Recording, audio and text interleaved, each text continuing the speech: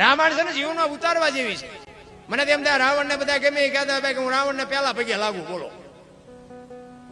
રામ ને ધક્કો કરાયો લંકા સુધી, આખા કુટુંબ નો ઉદ્ધાર કર્યો. તમારા ઘર સુધી ધક્કો કરાવવો જોઈએ, કરાવો લ્યો. છેલ્લે કુંભકર્ણને જગાડ્યો ને, કુંભકર્ણને માંડ જગાડ્યો. એ કે જાગે જાગા નાશ થઈ ગયો. તો કુંભકર્ણ આમાં આખું છોડતો કે મારે જ્યાં જાગવાની જરૂર હતી તારે જાગવાની જરૂર. ઈ કે સલાહ લેવા નથી જગાડ્યો. હવે કે તું એક રહી જતો એટલે જગાડ્યો. સાને માનો કે મોર થાને હું આવું છું, આખી દુનિયાનો બાપો છે આ. તું રહી જતો તો એટલે જગાડ્યો, સલાહ લેવા નથી જગાડ્યો. સારે ભાઈ મોર થાય, આખા કુટુંબનો ઉદ્ધાર કરી દીધો. તમે વિચાર તો કરો. સીતાજીને લેવા આવ્યો ત્યારે માં ભગવતીને માં કીધી છે. માં ને કોઈ પત્ની ન બનાવી શકે. દુનિયા ગમે એ વાત કરતી હોય, મને નથી મગજમાં બેહતી. ઈ કે માં હું તને લેવા આવ્યો છું, તું આવ્યું તો મારો બાપ આવે અને એના ઘરમાં હું જેવી તેવી ચોરી કરું તે મને મારે નહીં, મારે એના હાથે મરવું છે. બાપુ બૈરાની ચોરી કરવા આવ્યો છું એટલા માટે. અને લંકામાં સારામાં સારી જગ્યા અશોક વાટિકા એમાં જ રાખ્યા હતા માને. શું કામ? રાવણ ને ખબર હતી કે મેલા લઈ જઈશ તો આ દુનિયા કઈ નું કઈ બાપ છે ને, કે વનમાંથી અશોક વનમાં લઈ જવામાં રાવણ ને કોઈ ન રોકી શકે. તો પોતાના મેલે લઈ જાવ રાવણ ને કોણ રોકત? એને ખબર જ હતી કે મારી કઈક વાતો કરે તોય કરે. બોલો, અત્યારે અશોક વાટિકા બાપુ સારામાં સારી જગ્યા હતી ને, અહીંયા માને રાખ્યા હતા. અને ફરતો પેરો રાખ્યો હતો કે આને ઉનો વાહ નો વાય ધ્યાન રાખજો, આ મારી માં આવી છે ને, વેલો મોડો મારો બાપ આવશે. રામ ને બાપુ અહીંયા સુધી ધક્કો કરાયો. રાવણ ની શું વાત કરી. રામ અને રાવણ નું યુદ્ધ થયું ને ત્યારે છેલ્લે વિભીષણ બાપુ ખૂટ્યો. ટૂંકમાં બધાને ખબર છે. એને કીધું કે નાભીમાં બાણ અમૃત છે, બાણ મારો ને નહીં પડે. એના ઉપરથી આપણે નક્કી થાય કે આપણા ખૂટે ને એટલે આપણો ખૂટદો નીકળે. જો આ રામાયણ કહે છે. વિભીષણે ન કીધું હોત તો બાપુ રામ, મારા અંદાજ મુજબ મને એમ થાય છે કે રાવણમાં એટલી શક્તિ હતી, મારી ન વખત. ઈ પડ્યા પછી વિભીષણ, લક્ષ્મણ અને રામ ત્રણે રાવણ પાસે આવે અને રાવણ આમ પડ્યો તો છેલ્લા શ્વાસ હાલતા હતા અને મરક દાંત કાઢતો હતો. રામચંદ્ર વિચાર કરે કે આરો આને ઘડી બે ઘડીમાં વિયો જવાનો ના, કે હજી બાયડો દાંત કાઢે. એટલે રાવણ કહે છે કે પ્રભુ તમે તો બ્રહ્મનો અવતાર છો ને, આ તમે કઈ મને માર્યો એ બહુ મોટું કામ નથી કર્યું. તમને ગમે વ્યામ હોય, આ તો બધો મેં બનાવેલો પ્રોગ્રામ હતો, મારો બનાવેલો પ્રોગ્રામ છે. પણ મારે તમને બે ત્રણ વાતો પૂછવી છે. હું તો હવે ઘડી બે ઘડીનો મહેમાન છું, હું તો જાવ જ છું અને મારે તમારા હાથે મરવાનું જ હતું. મેં તો જે મારે કરવાનું હતું કરી જ નાખ્યું. પણ હું તમને બે ત્રણ વાતો કહું, મને જવાબ આપો. રામ કે શું છે? એ કે મારી શક્તિ કેટલી છે? કે તારી શક્તિ ઘણી. મારી ભક્તિ કેટલી? કે તારી ભક્તિ શિવની ઘણી. તો કે મારી પાસે સંપત્તિ કેટલી? કે સંપત્તિ ઘણી. કે તમારે અયોધ્યામાં કદાચ તમારું બે આવવાનું સિંહાસન હોનાનું નહીં, ભાઈડે દિવાલો હોનાની છે ને, છે આટલી સંપત્તિ. તો કે મારી શક્તિ કેટલી? યમના દૂતને કોઈનો જીવ લેવા જવું હોય ને તો મારી રજા લેવા આવવું પડે. 9 ગ્રહ જેને ઢોલીએ બાંધ્યા હોય, પવન પાણી ભરે, વાહ વાસીદું ગણે ગાયું, જ્યારે રવિ રસોઈ બનાવે, શિવ ભંડારી, આટલી શક્તિ મારી. તો કે હા. તો કે શિવની ભક્તિ મેં કેટલી કરી? કે આ ઘણી બધી. તારા જેટલી કોઈ શિવની ભક્તિ નથી કરી. તો કે હું તમને એ પૂછું છું કે મારી ભક્તિ આટલી, શક્તિ આટલી અને સંપત્તિ આટલી, તો હું તમને એ પૂછું છું કે મારા ઘરે હું હારું છું ને તમે જીતો છો, આનું કારણ શું? આનો મને જવાબ દો, બાકી હું તો હવે જવું જ છું. રામને પરસેવો વળી ગયો. મારા ઘરે મારી પાસે શક્તિ છે, ભક્તિ છે, સંપત્તિ છે, છતાંય હું મારા ઘરે હારું છું ને તમે જીતો છો, આનું શું કારણ છે? રામ કે ભાઈ મને આમાં ટપા પડતા. તેથી બાપુ રાવણે કીધું ઈ કે આજે હું મારા ઘરે હું હારું છું ને એનું ફક્ત ને ફક્ત એક જ કારણ છે કે તમારો હગો ભાઈ તમારા પડખે છે ને મારો હગો ભાઈ તમારા પડખે છે. જો મારો ભાઈ ખૂટ્યો ન હોત ને તો એવી દુનિયામાં કોઈ તાકાત નથી કે રાવણને કોઈ મારી શકે. એટલે તમે અયોધ્યામાં જાઓ તો મારી એક તમને ભલામણ છે કે અયોધ્યાના રાજા બનો ને તો બાપુ મારી એક ભલામણ કે તમે આટલી વાત કરજો કે ભાઈઓ ભાઈઓમાં મેળ રાખે, ભાઈઓમાં વિખવાદ ન કરે. નકર બાપુ આ મારી લંકા આટલી જો રોળાઈ ગઈ ને આપણા સાપરા હાંસણો ઉડી જાય. આખી દુનિયા મેળ હોય બાપુ, હગા ભાઈ જ મેળ નતો હોતો લ્યો. મને એમ થાય કે રાવણે કીધું પણ રામે નહીં વાત કરેલી કે લગભગ આ ભલામણ રાવણે કરી છે. બોલો કે ભાઈઓ ભાઈઓમાં મેળ રાખવા. અત્યારે તમે જુઓ 5 ગામ ધુમાડા બંધ, એના ભાઈઓના છોકરા જ ન હોય. આપણે કહે તારા ભાઈઓ કેમ ને દેખી કે મારા તેની યારે આડી છે ને, એટલે આની યારે જ ઊભી રાખવાની હતી. આ ગામ તો કઈ ઠોક બોલશે, પણ ભાઈ વાળે જ બંધ મેળ બોલ. નકર જે પોતાના છે એ જ બાપુ ખોટા લાગે છે આપણને. એટલા જ માટે મહાપુરુષો તમને મને ઘણી બધી વાત કરે છે, પણ તમારી જેવી મોજ છે એવી આનંદ કરાવશું. હજી મારે તો શું છે, મારી પાસે મને તો બાપુ ગુરુ મહારાજની કૃપાથી, મારા મા બાપના આશીર્વાદથી મારી પાસે ખૂટે એવું જ નથી. અને આ બધું છે ને, હું તો હડબેઠે સેડો ના આવડી ગયું મને. આપણને કોઈ વેરાગ બેરાગ લાગ્યો એવું કઈ છે નહીં. ચારે બાજુથી બાપુ બટા ચટ્ટી બોલીને કોઈ ધણી ન થયો ને તેથી બાપુ આ સાધુ ધણી થયા મેળ પડી ગયો. અને આઈને કોઈ તમારા ગુજરાતમાં બાપુ 5 લાખનો ભજનનો કલાકાર હોય ન હાલે, બાકી આપણે હાલવી. અમારા 50 પ્રોગ્રામ કર્યા છે આ બાજુ, આપણું હાલે. હારા હારા કલાકારનું ન હાલે.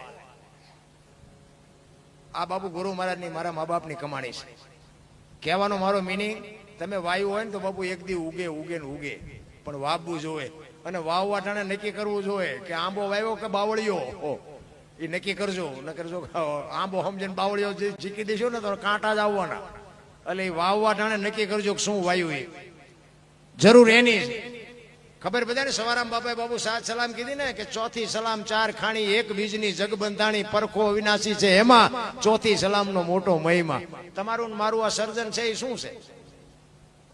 સંતોની વાણી તો છે ને બાપુ, હબાકા આવે. જો ઉતરવા માંડે ને તો બાપુ હબાકા માંડે આવવા. 4 ખાણીની આ દુનિયા બની છે. તમારું અને મારું સર્જન શું છે?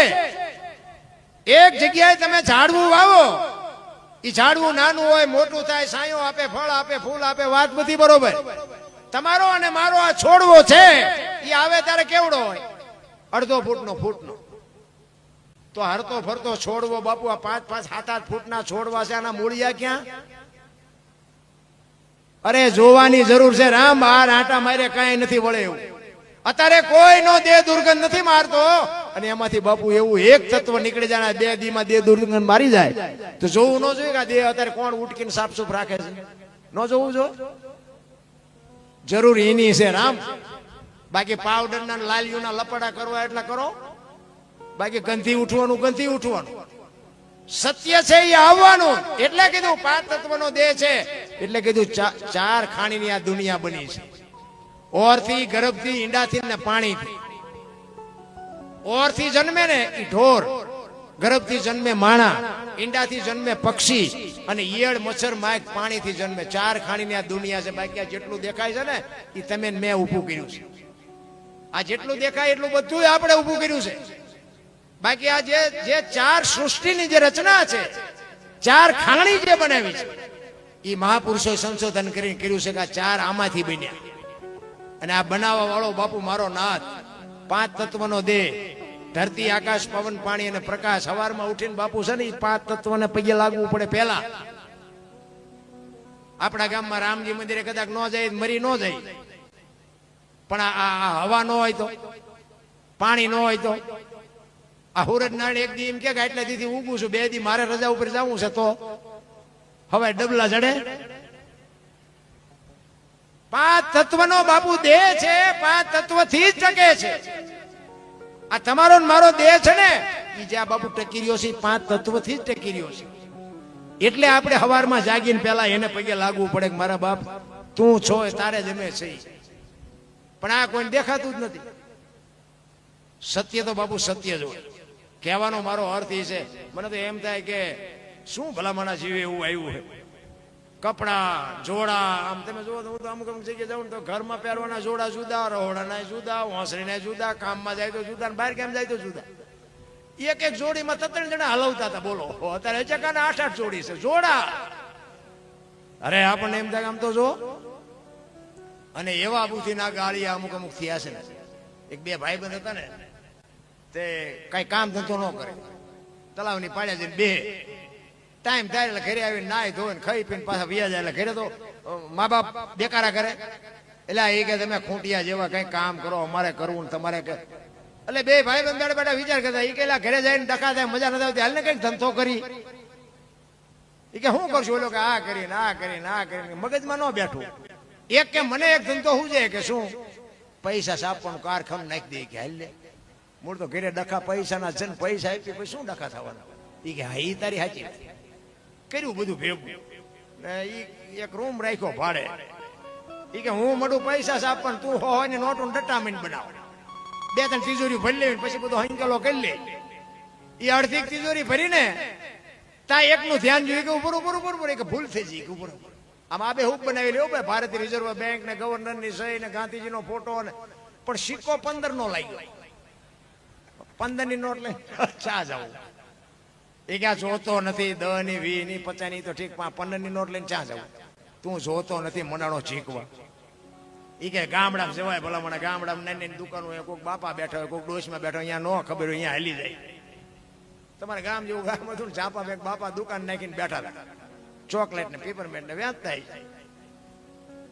એ આવ્યા એ કે બાપા 15 ના છૂટા આપશો કે હા લો 15 ની નોટ આપીને બાપા સકરી ખાઈ ગયા 15 ની નોટ આ ક્યારે બહાર પડી એ કે હમણાં જ બહાર પડી તમને નથી ખબર અમારા છોકરા રોજ કડી જાય છે આ વિરમગામ જાય પણ કોઈ બોલ્યા નહીં એ કે દેવાય કે થોડું કે તમારે 15 રૂપિયા જૂઠું બોલતા એ કે ના આપું એમાં કે તમે જૂઠું ન બોલે પણ કે 15 નો આપું 14 આપું બોલે અમને એમ થયું કે આના 8 આને નથી 14 તો 14 લઈ લેવાય એ કે સારું તમારો રૂપિયા જીવ બગડ્યો ને લઈ લો બાપાએ ટેબલ નું એટલું ખાનું ખોલે ને હાથ ની બે આપી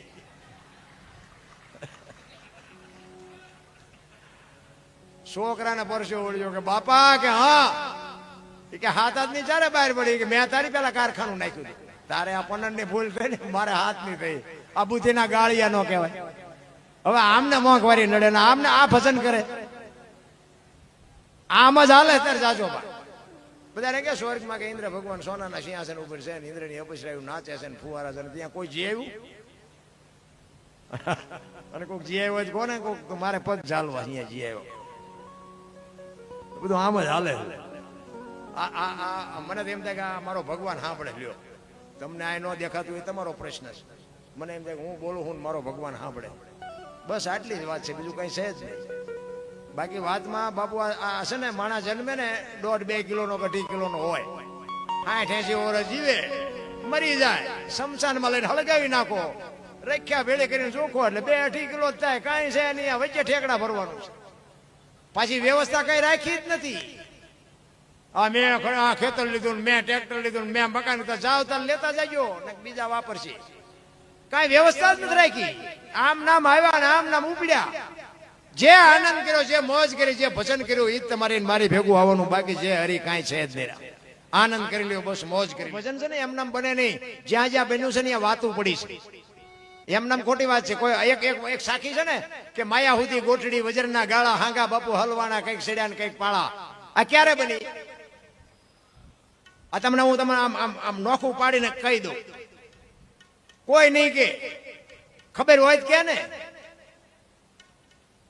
પેલાના જમાનામાં વેપારીઓ હોય ને વેપારીઓ એ શહેરમાં ધંધો કરતા હોય અને ગામડા વાળાને બધાને ઉધાર આપે રવિવાર જેવો કઈ દિવસ હોય ને એટલે બહાર ગામ ઉઘરાણીએ જાય એમાં એક વેપારી હામા ગામમાં ઉઘરાણી ગયેલા તેથી રાણી શિકાર રૂપિયાનો જમાનો રાણી શિકાર રૂપિયાની ઉઘરાણી કરી અને દી આથંબરનો ટાઈમ જબાના ખીચા ભર્યા અને ઘર બાજુ નીકળ્યો એમાં વચ્ચે રસ્તામાં નેરિયા જેવો રસ્તો આવે ઊંડો રસ્તો આવે એટલે એને બીકણ માણા એ કે વેલા દી આથંબરની તૈયારી છે ઘર ભેગો થઈ જુ ખાય ખા ઉતાવળો આમ નેરિયામાં ઉતરો ને આની કરતી ઈ ઉતરો સામેથી બાપુ એક રીંસ ઉતર્યું રીંસ તો હિંસક જનાવર પણ સદાય બાપુ માણાનો વશમાં જાનવર ન કરે સિંહ હોય ને સિંહ તો એ એક વખત તો વિચાર કરે આ માણાનું ભરોહો નહીં કે શું કરે એટલે આમ રીસ ઉભો રહ્યો આની પાસે વેપારી ઉભો રહ્યો બે જણા મૂંઝાણા રસ્તો હાંકડો હતો બહાર જાય એક બાજુ જાય જવાય એવું હતું નહીં બે થોડી હિંમત કરી વેપારી એમ કે હરોહરો હું આનકોરથી નીકળી જાઉં ઓલા ને એમ કે હરોહરો હું આનકોરથી નીકળી જાઉં બે ધીરે આવ્યા ને બે પડખે આવ્યા ને હામી બે ની 4 નજરો ભેગી થઈ ને તો વેપારી એમ કે મને મારશે આને એમ કે મને મારશે એટલે એને કાન પકડી લીધા રીંસ ને એમ થયું કે હવે મને મારી નાખશે ઓલા વેપારી એમ કે મૂકું તો હવે મને મારી નાખે બે મીડિયા ઠેકડા મારો મીડિયા સભાના ખિસ્સામાં પૈસા મીડિયા પડવા. એને એમ તો મારું બધું ભારે કરી, હવે આ મૂકીને જો પૈસા લઉં તો આ મને મારી નાખે, પૈસા મીડિયા ખેરવા. હવે હું કરું? એમાં કુદરત ને કરું. હાંગાજી દરબાર આમથી ઘોડી લઈને હાલ્યા આવે. દરબાર થોડાક શેટા રહ્યા ને પછી વાણિયા શું કે, વેપારી શું કે, એ બાપુ એ કે જો આ રીંસ ને કે હું ખંખેરું ને પૈસા ખરે. બાપુ નજીક આવ્યા ને જોયું તો પૈસા પડેલા જ તે. બાપુ આમ પૈસા ભારે નથી, ગમે ની ચાર આંખું થાય. એ કે અમારા ગામનું રીંસ છે ને તું શું કામ ખંખેરસ કેતો? બાપુ હાલો ને તમે તમારા ગામનું રીંસ હોય મારે ક્યાં ખંખેરવા? બાપુ ઉતર્યા ઘોડીએ થી, બાપુ ને પકડાઈ દીધા. એ કે બાપુ મારા ખેરવેલા છે મને લઈ લેવા દેજો. હા કે ચટ ભેગા કરીને ભાઈ. એ ઘાએ ઘા વીણીને બાપુ એ પછી જે જીવો ને બાપુ એને હગડ પડ્યા છે, કાળા કાન કરી જીવો. એ કે હવે બાપુ રીંસ ભલે બે મથે. એટલે સંતોને લખવું પડ્યું માયા સુધી ગોળ. આ માયા નકર ચા અહીંયા એમને એ પૈસા આટલું અહીંયા ઘરે જ નીકળ્યા હતા.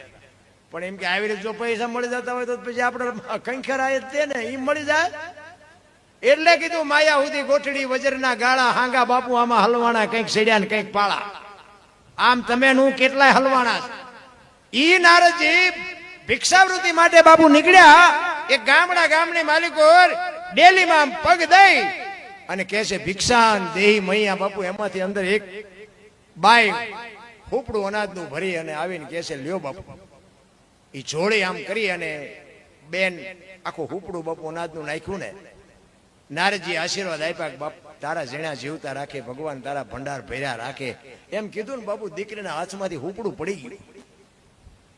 એ કે કેમ બેન તારા હાથમાંથી હુપડું પડી ગયું? મારથી કઈ આડું બોલાય કે ના બાપુ એવું કઈ છે નહીં, પણ તમે કીધું ને કે તારા જેણા જીવતા રાખે.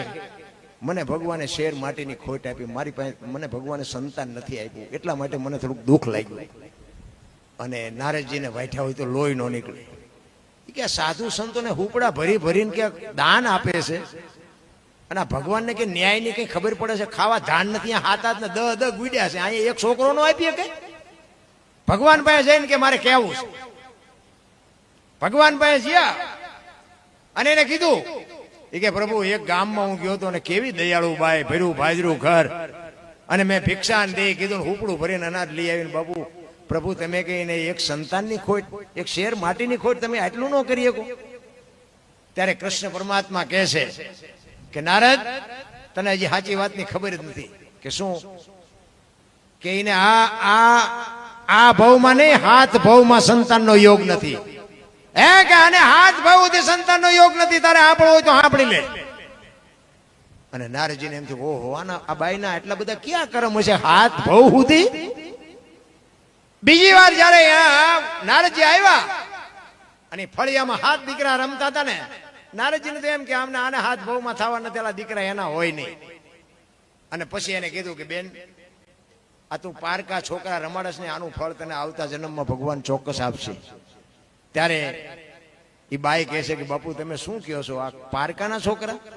આ હાથે હાથ મારા છે, આ હાથની જણનારી હું જનેતા, હું એની માં છું. અને નારદ ને વાઈઠા એટલો ને ભગવાન કે આના હાથ ભાવમાં કઈ નથી ને આના હાથ દીકરા આ કે છે મારા, આમાં હાચું શું? એ કે હજુ પર ભગવાન પાસે જઈને બાજી લેવું છે. એ કે આવું ખોટું કહેવા મને શું કામ મોકલ્યો? આવ્યા ભગવાન ભાઈ આવ્યા ને ભગવાન આમ જોઈ ગયા. એ તો બાપુ તન કી જાણે મન કી જાણે, જાણે જીત કી ચોરી, એનેથી શું છુપાવો બાપુ? આખી દુનિયાની એના હાથમાં છે દોરી. આમ આવ્યો, આમ ઉપડતા પગલા નારદજી આવે ને કૃષ્ણ પરમાત્મા બાપુ આમ આડા પીડ્યા. એ કે પ્રભુ મારે તમને એક વાત પૂછી. કે ભાઈ વાત બધું પછી, હું તારી જ રાહ જોતો. પેલા મારું કામ કે શું? મને કે પેટમાં પીડા ઉપડી છે, માણાનું કાળજું ક્યાંકથી ગમ્યાથી ગોત ભાઈ દે કીધું છે માણાનું કાળજું હોય તો મને મટે એવું છે ને મટે એવું નથી. તું ગાયે ઘા જા, ગમે ત્યાંથી માણાનું કાળજું લઈ આય. ઓલી વાત બાબુ નારદના મગજમાંથી નીકળી જાય ને આ તરત જ પીડાની વાત બેહી જાય મગજમાં. ઈ કે એટલી બધી પીડા થાય છે? હા ઈ કે રહેવાતું નથી, તું જા જલ્દી. ઉપડ્યા નારદજી ગિરનારની ભવનાથની તળેટીમાં. મારો ભગવાન બીમાર છે, કોઈની પાસે કાળજું, મારે માણાનું કાળજું જોવે છે, મારા ભગવાન આટું કાળજું જોવે. રેડ્યું પાડતો જાય. એમાં એક રૂખડીયો બાવો બાપુ બેઠેલો અને એની સાંભળી ગયો. એ બાપુ આયા હું રાડ્યું પાડો છું. એ કે ભાઈ માણાનું કાળજું જોયું છે, મારો ભગવાન બીમાર પડ્યો છે. અને વૈદ્ય કીધું છે કે માણાનું કાળજું હોય તો મટે. ભગવાન બીમાર પડ્યો છે તો કે હા, કે તમારી પાસે સરી છે તો કે હા લાવો કે હું કાઢું. અને કોકના કાળજા કાઢવા હોય ને સરિયું ભેગી જ રાખે. એ કે હારે મારી પાસે સરી આપી અને ઓલે આમ પેટમાં મારીને કાળજું કાઢીને કીધું કે હાલ્યો લઈ જાઓ. અને કાલ જો 10 કાળજા જોતા હોય તો કાલ આવજો, બીજાના કાળજા તમને અપાવશું. ભગવાન બીમાર પડ્યો હોય તો ભગવાન નો મળવો જોઈએ, ભગવાન ને પીડા નો થવી જોઈએ. લઈ જાઓ કાળજો. અને એક હાથમાં કાળજો ને એક હાથમાં કટાર લઈને નારદ બાપુ આવ્યા ગાયે ઘા ભગવાન ભાઈ. આયા ભગવાન ભાઈ આવ્યા હતા. ભગવાન તો પગ ઉપર પગ ચડાવીને હુતેલા. ઈ કે લો પ્રભુ લો આ કાળજો લઈ આવ્યો. ઈ કે હવે નથી જોતું, મને રાગે આવી ગયું, મજા આવી જાય, હવે નથી જોતું. ઈ કે તું લઈ આવ્યો કાળજો? ઈ કે તમારે વાતો કરવી છે. જેટલું રખડ્યો ચા જીવો તે માન મેળ પડ્યો. ઈ કે વાત બધી બરોબર, પણ ઈ કે હવે મારે જોતું નથી. ઈ કે પણ આ કેવી રીતે તું કાળજુ તને આપ્યું કોને? ઈ કે ગિરનાર માં ગયો તો અહીંયા રાડ્યું ઉપાડતો હતો, 3 દિવસ સુધી રાડ્યું ઉપાડી. એક બાવો બિચારો તૈયાર થયો તો કે કેવી રીતે કાઢ્યું? ઈ કે મેં સરી આપી, આમ સરી પેટમાં મારીને કાઢીને આપી દીધું. પછી અખિલ બ્રહ્માંડ નો માલિક કહે છે જે કટાર મારીને કાળજા કાઢે ને એ ધારે તો હાથ દીકરા લઈ જાય ને તારું કાળજું ક્યાં બહાર કેમ જીવ તું નો કાઢી ગયો ને? તું મને ઈ જ કહેવાનો હતો ને કે ઓલી બાઈ ને હાથ દીકરા કેવી રીતે? તો તારું કાળજું તારી પાસે હતું ને ગિરનાર માં શું અહીંયા ખોબા ભરવા ગયો? એટલે બાપુ મહાપુરુષોને ગાવું પડ્યું, રૂખડ બાવા તો હળવો હળવો હાલજો.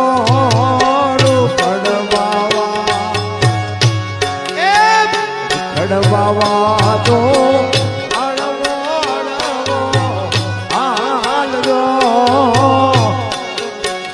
ગરવાની માથે રે રૂખડીજો જરૂરિયો. ગરવાની